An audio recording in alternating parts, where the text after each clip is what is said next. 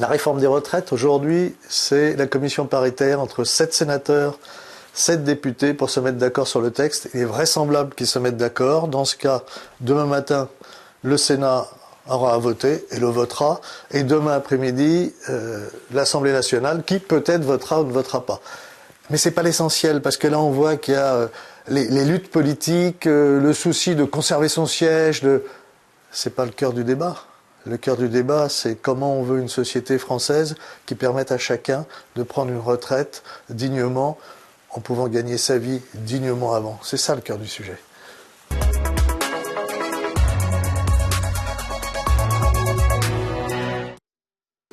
Le problème, c'est qu'on a un vrai sujet avec les retraites et que la communication est très mauvaise. Par exemple, on raconte à tout le monde qu'en France, on est à 62 ans pour partir à la retraite et les autres pays d'Europe, c'est beaucoup plus âgé. C'est inexact. En Europe, il y a des pays où il y a des femmes qui travaillent. Eh bien, par exemple, en Autriche, les femmes, c'est 60 ans pour aller en retraite. D'autres pays aussi, les femmes partent plus tôt. 62 ans en France, ça ne veut pas dire vous allez à la retraite. Ça veut dire que vous avez la possibilité, si vous le désirez, de prendre votre retraite ou vous pouvez continuer à travailler. Et puis aujourd'hui, quelqu'un qui a 50 ans avec la loi actuelle en France, qui a commencé à travailler à 23 ans, ce qui est la moyenne, ne pourra pas avoir une retraite à taux plein avant 66 ans, parce qu'il lui faut 43 ans d'annuité. Et moi, je sais que 23 plus 43 égale 66, ce qu'un certain nombre de sénateurs ou de députés n'ont visiblement pas compris. La première chose, c'est qu'on n'est pas dans la vérité des choses. On nous manipule sur les chiffres. Par exemple, qui sait que les caisses, pour les 74% des salariés qui sont du privé, sont à l'équilibre avec 72 milliards de réserves, que le problème du déficit, c'est surtout le public et le parapublic. Déjà, il faut le dire, il faut le mettre en réalité.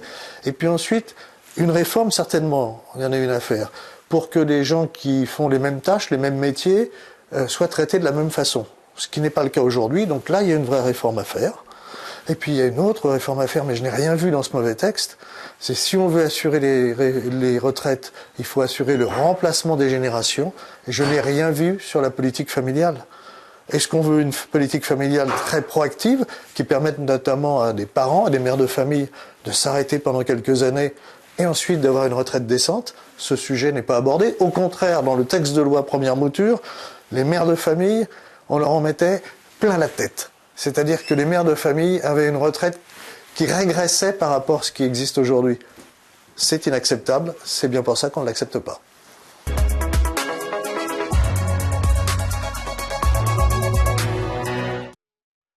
Le rôle des syndicats, c'est de représenter les salariés.